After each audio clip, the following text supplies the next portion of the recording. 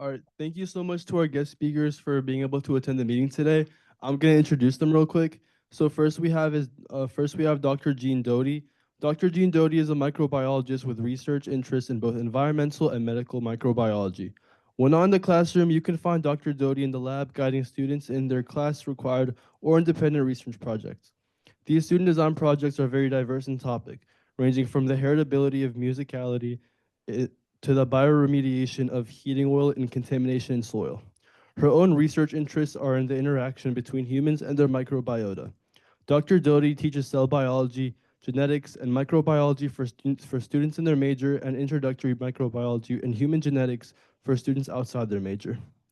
When she isn't teaching or doing research, she's exploring the Canadian Maritimes with her husband, daughter, and two very excited dogs. And then we have Michelle Navarre. Michelle Navarre is the Director of Adult Degree Completion and Credit for Prior Learning at University of Maine at Farmington. She's the former Associate Provost for Learning and Director of the Learning in Public Program at College Unbound.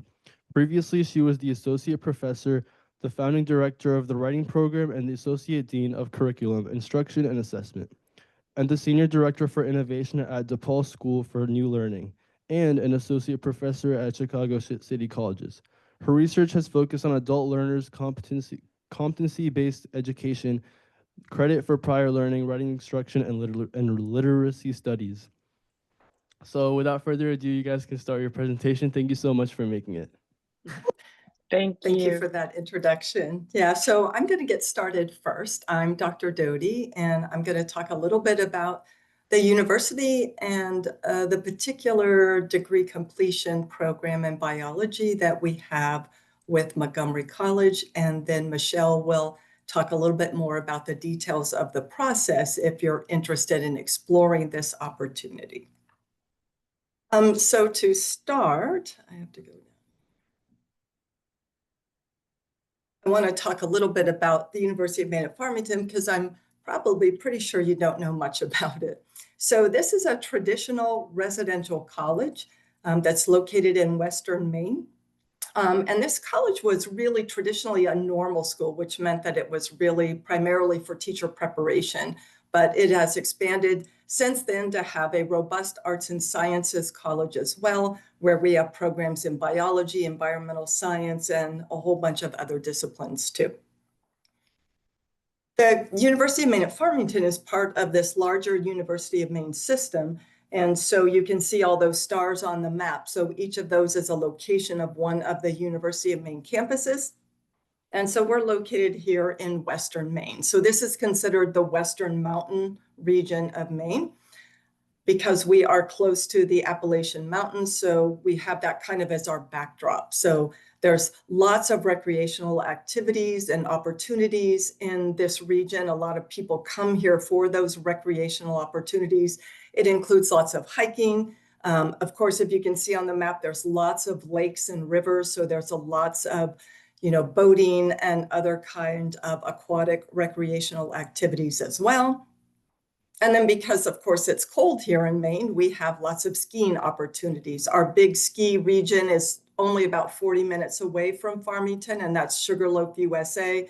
But each little community in Maine has its own little local ski slope. And for us in Farmington, we have Titcomb Mountain, and all of the UMF students can ski there for free and also learn how to ski for free. So you get free ski and snowboarding lessons. So Farmington, the town of Farmington was voted recently as the best college town in Maine. And it's in part because it's in this lovely little, Western Mountain region. But the town of Farmington only has 7,000 people and the university has about 1,600. So the college really is part of the town. And there's a really good relationship between the town and the college. And so it makes for this really nice college environment. So if I were you sitting in the audience, I probably would be wondering how the heck did Montgomery College end up collaborating with this really small rural liberal arts college in Western Maine? And really how that happened was through an NSF grant. So all of us applied for this NSF collaborative research grant that's called the EPIC program. And you really have to collaborate with other campuses, either regional or even just across the United States. They require you to assemble yourselves into cohorts. The cohorts kind of have a common goal, and then you work together toward that common goal. And our common goal in our cohort is building this future workforce. So kind of developing innovation and workforce pipelines. So we went through this big, long grant process where it was almost like, speed dating, where you talk to other people from other campuses and you figured out who was a good match for you. And then you then assembled yourselves into cohorts and then wrote the grant. And so we assembled a cohort with, of course, UMF and then Montgomery College. Also in our cohort is Hobart Smith College, Ohio Wesleyan, Benjamin Franklin Cummings IT, which is in Boston, and then Albany College of Pharmacy and Health Sciences. So both Hobart and Albany College are in New York. Ohio Wesleyan, as the name implies, is in Ohio. And then again, we have the Benjamin Franklin Cummings IT, which is more of a community college that is in Boston. So we formed a cohort because all of us together wanted to work to build these innovation pipelines for our region. And part of that included developing these articulation agreements so that our students could go to other campuses in our cohort to really, further develop their educational expertise. So how does the program work? The centerpiece of this program is what we call an articulation agreement. So the articulation agreement really spells out very specifically what we're going to accept from Montgomery College into our program. So you would be working towards a Bachelor of Arts degree in biology at UMF.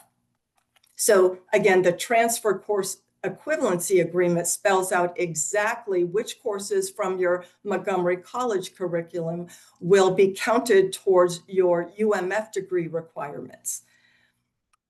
And then the other part that we do then is after we determine course equivalency, we spell out exactly which courses you would have to take as part of our online program at UMF to finish your degree. So the articulation agreement has a lot of legal language in it, et cetera, but the really important part of it is shown here and in the next slide. So what this is showing on the left is your Montgomery College biotechnology curriculum. So you can see probably a lot of the classes there that you recognize. And then on the left is what those classes will count for if you participate in this program and transfer them to UMF. So what we did is we figured out a way to make sure that we count all of your credits at Montgomery College. So all of your course credits will count towards your UMF degree. So what that means is that you have 60 college, well, I would say probably a minimum maybe of 60 credits at Montgomery College. All 60 of those will transfer here.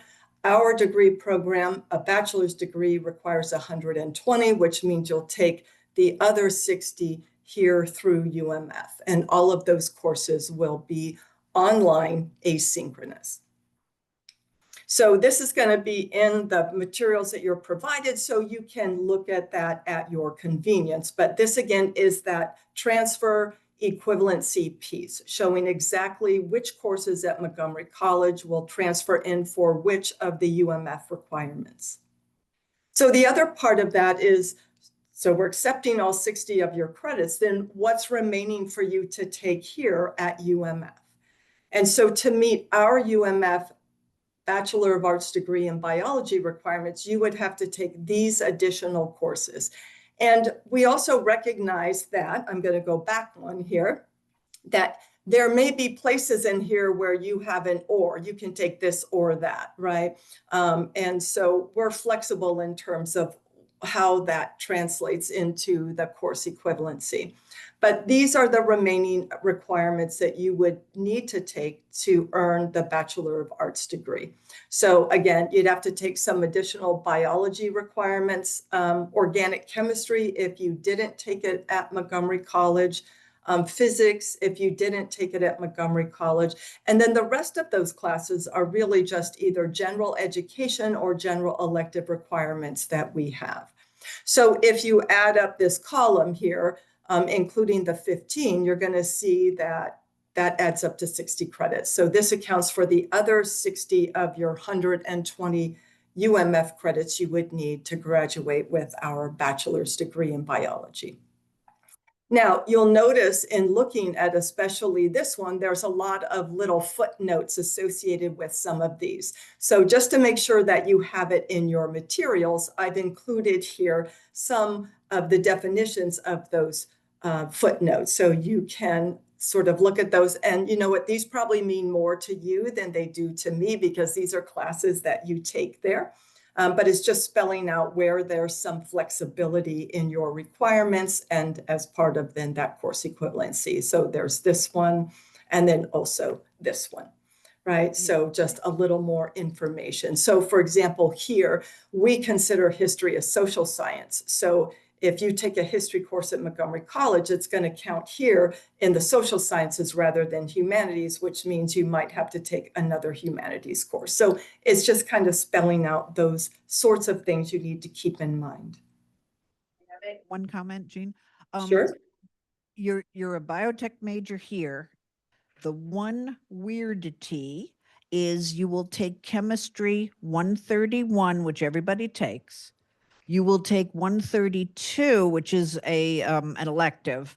And then weirdly, you will take chemistry 150 here at MC. And then you take organic through Maine. But if it's still the way it was, it's online. So you don't actually have to move to Maine, but you're welcome to. And there will then not be the lab because you can't do the lab online. Right. Yeah, so that I just want to point that one out because that's like the weird part of all this. It actually works out really nicely. Yeah, and it may be is it in this one? No, that's Chem 203, may be taken instead of Chem 150. So yeah, I think that's a different one. But yeah, thank you for that additional information. So how do you meet the UMF course requirements for the degree? And as I've mentioned before, all the classes will be available in an online and primarily asynchronous format. I think we can really say asynchronous, but you know, we just want to have that little modifier in there in case there may be periodically a meeting time where everyone in the class has to meet, but it can still be online. And, you know, we have a fall, winter, spring, and summer term. So, you know, you can take classes during each of these different terms.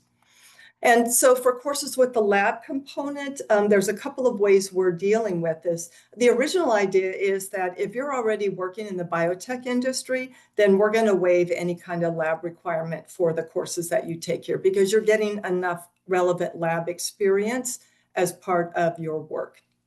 But if for some reason you want to do it online, this online program, but you're not currently working, then, you know, faculty are willing to work with students to have some online things that you could do in place of a lab. So there's a couple different ways that we can deal with it.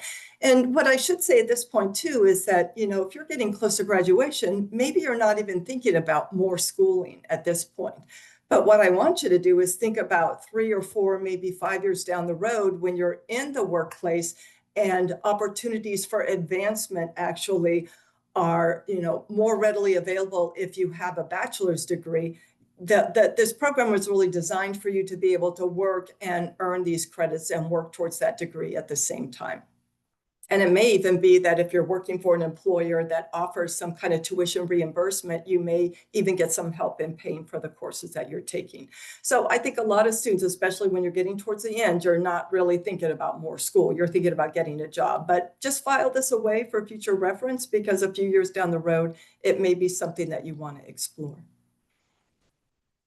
The other thing is that, and this is where Michelle comes in, this is her expertise, but you know, a lot of these credit hours, especially some of the open electives and the general electives, which are, I think that's 8 plus 15 credits, you can actually earn those through some kind of internship or prior learning credit. So, and again, that's where Michelle comes in, because she is the one that does the assessment for these kinds of things. So I think I'll go ahead and turn it over to Michelle so she can talk a little bit about the prior learning credit process and talk about a few other things related to the program as well. Thanks, Jean. I think I'm going to try and share my screen. Okay. So I'm going to steal yours. And I'm going to go to our website. Okay. So did I do that successfully? Yes, you did. Yep. Now you're just all where I'm trying to see. Okay, so this is our degree completion program. And as Jean said, the programs in this are really designed to work for adults who are working, hence the online asynchronous options.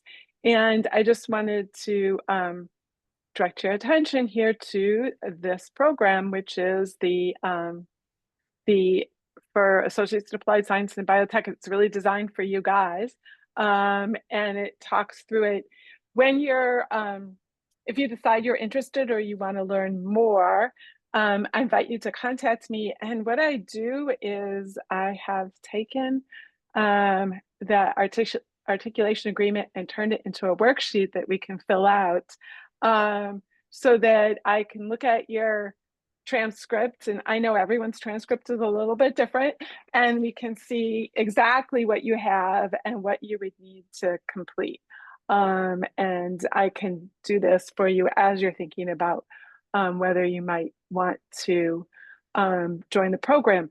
But as Jean says, there's really 8 plus 15 electives that you can play with. And one of the ways this program works well, especially for those of you who have some work and life experience, is that you can move faster and at less expense by earning credit for your life and work experience. And we'll maybe watch this video, but first let me just talk you through it really quickly. There's 3 ways to earn credit for life and work experience at UMF. The one is not usually very relevant for adult students, but may be relevant for some of you folks, and that's credit by exams. So advanced placement, CLEP exams, you may have already earned some credits along these. If you've been in the military and if you speak a language other than English, are ways you can earn credits by exams. Then there's credits for professional certifications, licenses, and training. This is a kind of rando list of certifications that have come up more than once. And so we've articulated them and said, this is how much credit someone can earn for these things. And you just never know who is going to be a firefighter or have some sort of other credentials. It's pretty Maine focused, so it may not work for you guys, but it is nice to know. This ServSafe one, if you worked in food services for like McDonald's or something, you may have had to get the certification. It's a credit. So I want you to be aware of that. But the place where there's the most opportunity to earn credit is this credit by portfolio review. If you're working in or gain experience in the biotech industry, we have a particular portfolio path for you that you can use. For portfolios, students average about 8 credits a portfolio. It's a pretty big range, but still that's a good chunk of credits that can help you move faster. It's not completely free. It's $50 a credit hour for the assessment fee. And I prepare the assessments, but our wonderful faculty who are the subject matter experts who do the assessments. And it's so that's for reimbursing a little bit for the time and work that they do, but it's much less than if you're paying tuition. So, and some employers are paying for that. Besides biotech, there's also work experience in general. If you worked in customer service, Michelle, if you worked, yes. I'm going to interrupt for one moment. I'm going to ask you to speak very slightly slower for the next 4 or 5 minutes because the pizzas have arrived in the room. Food. And do you so want to pause? If you could in an organized fashion, grab a slice of pizza, there's a few drinks in the back, and keep listening. I turned up the volume a little in the room too. Continue. Thank you. Let me see if I can play my video now. Because I know I have to hit something that says optimize Oh, yeah. for, The volume or something, the sound. yes, let's see. And I don't see it. Screen share. Did I hear someone say something? Video. Whoa. I lost you all. See, I'm giving you lots of time for your pizza. This is If it turns out that doesn't work, if you send the link, I will send the slides. okay. So let me just, where's my Zoom? I'm gonna try one thing since you're giving me extra time. And then I'm just gonna try the video. You tell me to stop it if it doesn't work.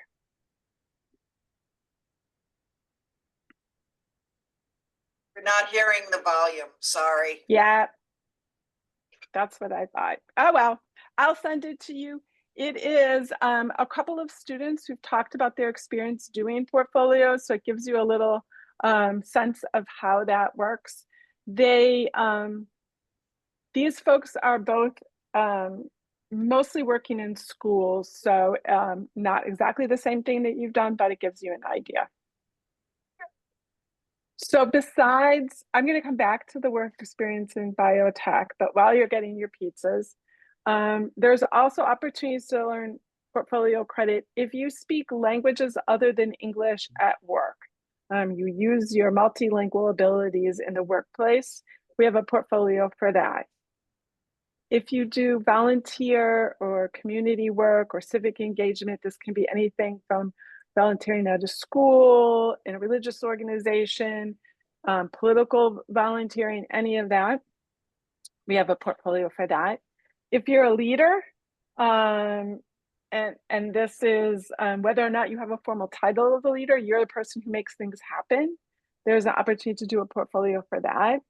If you're an entrepreneur, we have a portfolio for that.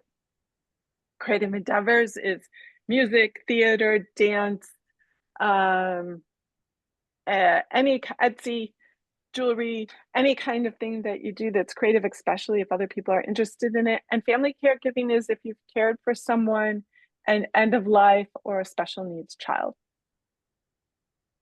Okay, I'm going to show you what the work experience portfolio looks like, just so you know what this would be in store for you. And this is the biotech one.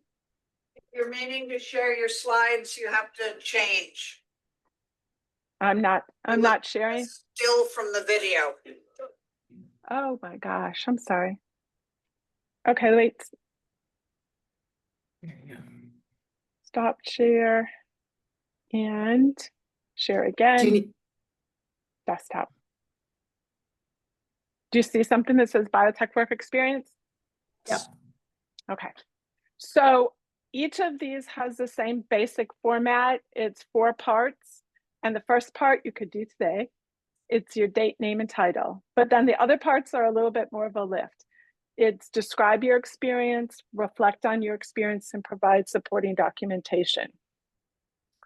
Because people can do a lot of different things in the biotech work experience, there's lots of questions here. You only answer the ones that are relevant for your experience and you skip the others. Okay, before I would send it off to Jean or some other faculty member, I take off the ones you skipped. No losing points, it's not a test or anything. This is an opportunity for you to showcase what you know and can do, okay? So see lots of questions. The next part is reflect on your learning. What you're getting credit for is what you learned, not just the experience itself. So these questions are designed to help you showcase that learning in ways that resonate for faculty. And then the final part is supporting documentation. Again, No one gives me all these things. It's like triangulating. It's like ways you can help support what you're going to say.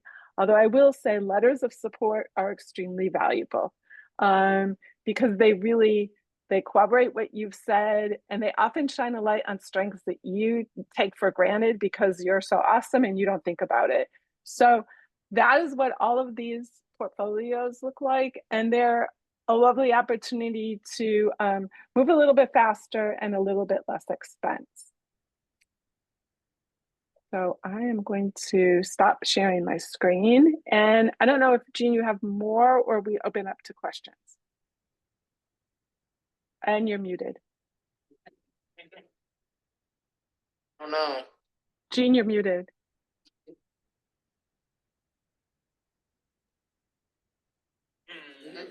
I haven't shared it yet, so hang on. Okay. Yeah.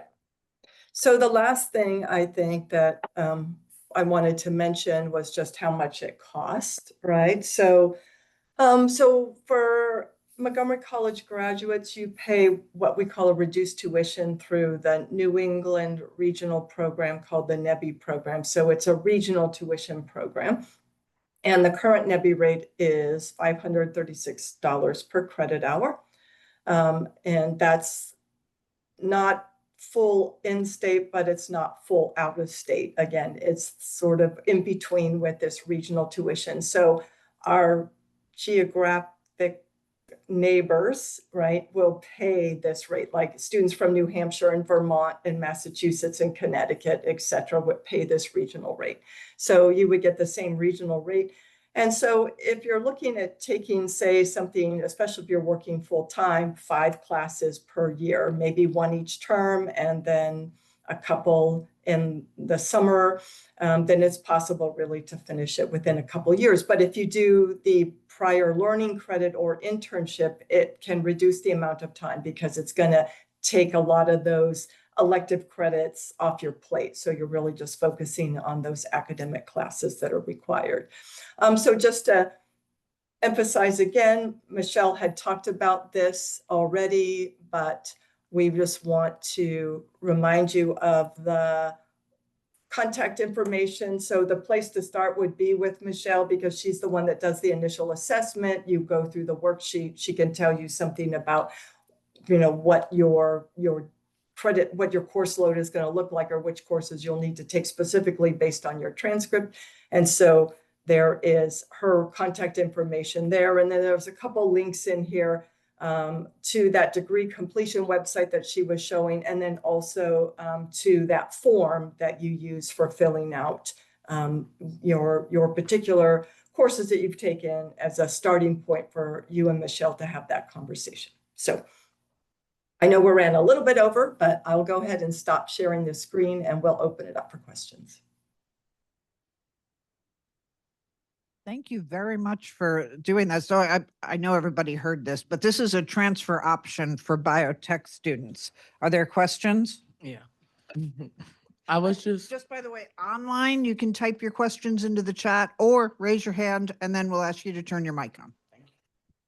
I was just wondering about, I guess, scholarship opportunities, if like you guys have ways to earn those.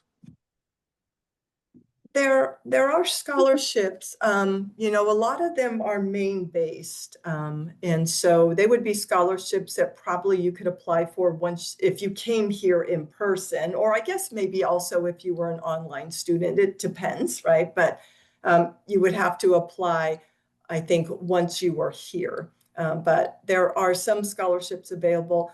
Most students would be relying, for example, on FAFSA, so getting some student financial aid initially. One thing that we learned from another Montgomery College student who entered into the program is that, if you have a lot of state grants or scholarships, not all of them will transfer to an out-of-state school. So you would need to check on that before you made that assumption, because in some cases, there are only grants that you might be able to use at a Maryland school and not out of state. But yes, to answer your question in short, there are scholarships available. I think most of them you would be applying for once you were a student. So you would have to wait for that after you applied. And for all of them, you have to do the FAFSA first, even the ones that aren't need-based, I'm afraid. Thank you. We also have a Yeah. I'll turn it off. Yes. Hello? Okay. So I was wondering like what biotech is like in Maine. Like, do you guys have any local biotech companies around in Farmington, or like what's kind of the sector like up there? Well, that's an interesting question. So Maine is Farmington is in a very rural area. So there are no local biotech companies, but there are a number of biotech companies that are within driving distance. And in fact, actually, a recent report showed that the biotech industry is probably one of the fastest growing sectors in Maine. And part of the reason why is because Boston is a big hub, but Boston is getting too expensive. And so startup companies are moving into Maine because it's cheaper for them. And part of what prompted us to do this program, but also our own program in-house, is that they have a need for a workforce. Companies are coming to Maine and they are saying, we need 200 qualified workers, to get this company going. So there's a huge demand for that expertise here. But it's not locally in Farmington, but it's within a driving distance to, say Portland or the coastal region where we have a number of marine biotech companies. Thank you so much. Mhm. Anyone else? Heard all three. For when you mentioned, that's somebody typed in the chat. um, if you are, I guess, working in industry, do you guys verify, I guess, whether the company aligns with the course before? I mean, I think that we would probably just in terms of waiving the lab requirement, is that what you're thinking, or? Yes, like how would you, I guess, verify like whether the company you're working at is eligible to waive that lab course? Oh, well, I think it would just have to be, even if you're an entry level lab tech, I mean, that's enough, right? So you're working in a lab, so it doesn't have to be a certain level. So, we would probably just maybe get a letter from a supervisor that just outlined what your job duties were. Yeah. Caitlin, go ahead. Just to add on to that last one, as someone who has worked as an entry-level lab tech, I'm just curious, just in terms of like getting labs waived, if an employer is looking at you and saw that you have work experience, great, but would they see the labs being waived as a disadvantage, like in your schooling? Well, so, the thing is, most of the lab courses you're getting at Montgomery College are really going to are very geared towards that workforce training. For the courses that you'd be taking at UMF, it's really to broaden that biology knowledge base. So it would be like ecology, evolution, kinds of courses that are more field oriented to give you sort of that other aspect, the broader picture of biology. I'm not really sure that a company is going to view you not having, a botany lab as something that's going to impair your ability to get, to sort of be qualified for a particular job. So I don't think it's going to in any way diminish your degree to not have those experiences. And for some faculty, they do have some online things that you do. So there is sort of an online lab component. Yeah. Okay, thank you. Yes, you're welcome. Question a different way. If you graduate, what does the diploma say? It says University of Maine at Farmington, I'm guessing, and the BA in biology. Yeah. BA biology, right? So there's no, we have a school here that likes to say you don't see an asterisk on your diploma. No.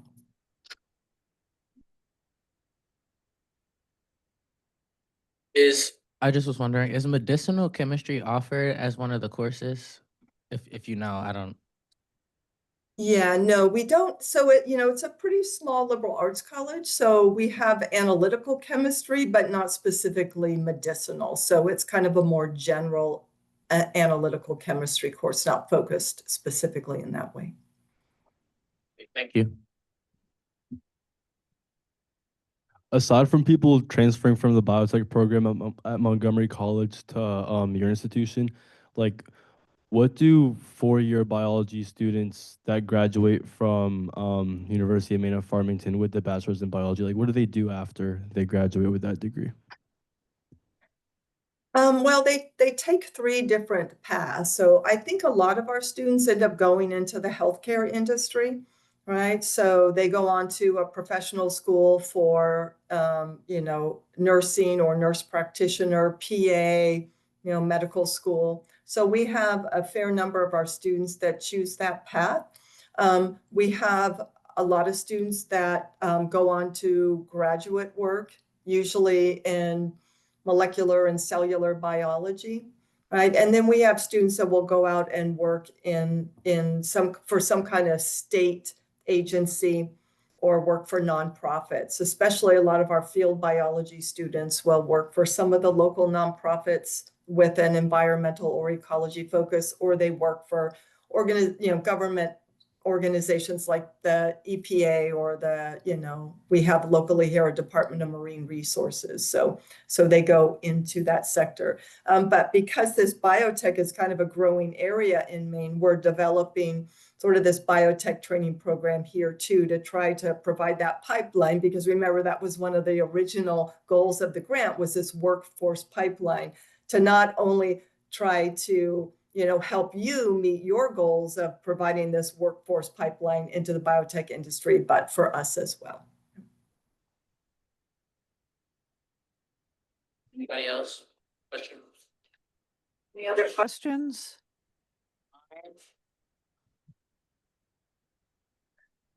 Well, I want to thank our speakers today. You can do that, Mohammed. Speakers, let's give a round of applause in person. And if you're online, you can do the clap emoji. Thank you, Well, guys. please feel free to reach out to us if you have any questions. We're more than happy to answer any kind of questions you have about the program. But like I mentioned before, and I just want to emphasize again, it may not be something you're thinking about now, but it could be something in the future that would be useful to you, especially if you're looking to advance in your career. Yeah, the news I heard is that the courses are now asynchronous and online. They were not all recently, and that makes this another choice for people who are working, who need flexibility with classes and are still looking for a good quality, and in this case, liberal arts education. Mm-hmm.